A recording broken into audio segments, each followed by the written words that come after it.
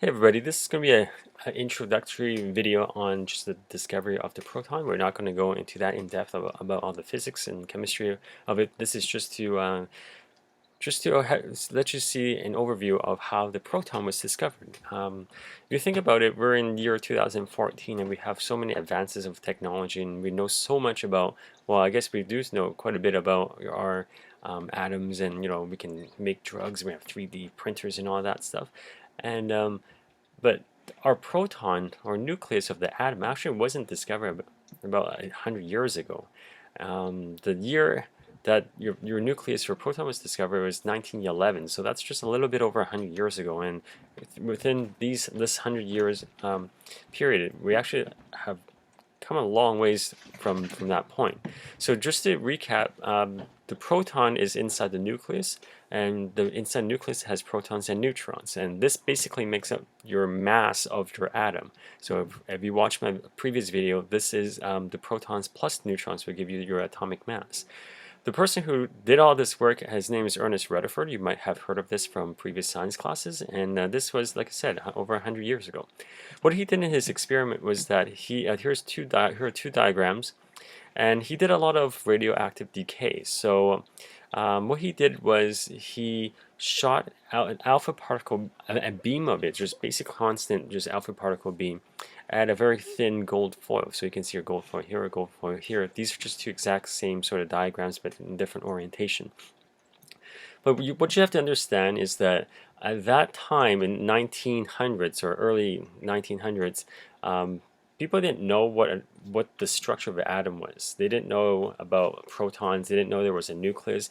The model at that time was called the Plum pudding model. Basically, they knew there was something negative about it, like there's electrons about it, but they didn't know how it was sort of oriented. So the plum pudding model basically had all these negatives on the outside, and they would just be bathed in like a soup of positive charges, just like a cookie dough or plum pudding. So all the little, I guess, chocolate chips in a cookie batter would be your electrons, and then that batter of or the dough of your cookie, that's all positive charges.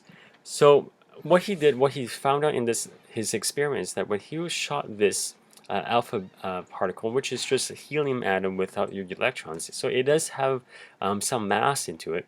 He shot it into this very, very thin gold foil. That means it's just gold atoms, very thin.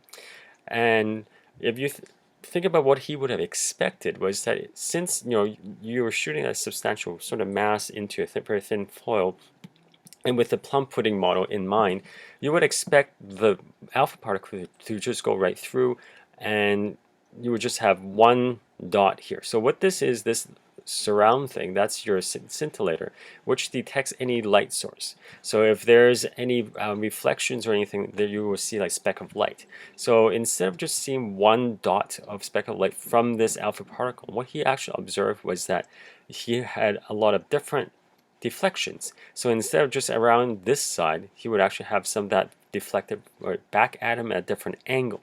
So what can he deduce from this?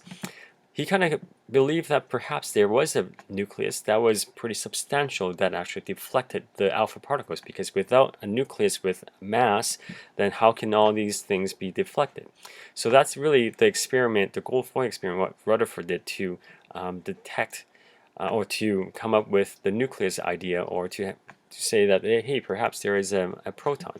So when he observed this, at that time, he was basically saying that it was just similar to shooting a 15-inch artillery shell, something like this, into tissue paper and have it deflect on you, because this was one of his quotes that he said. So he's basically shooting an artillery shell and then bounce back, because this is like the gold foil that was very, very thin, and what he shot, the alpha particle, was substantial, and instead of going right through, it actually bounced back.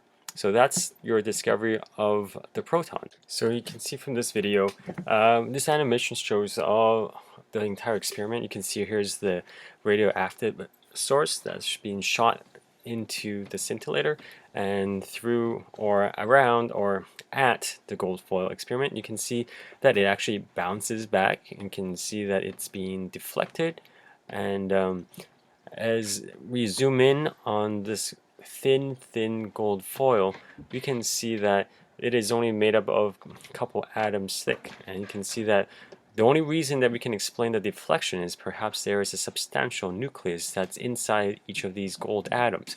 So you can see as these alpha particles are being shot at, you can see that there is a bouncing back, and that's your experiment.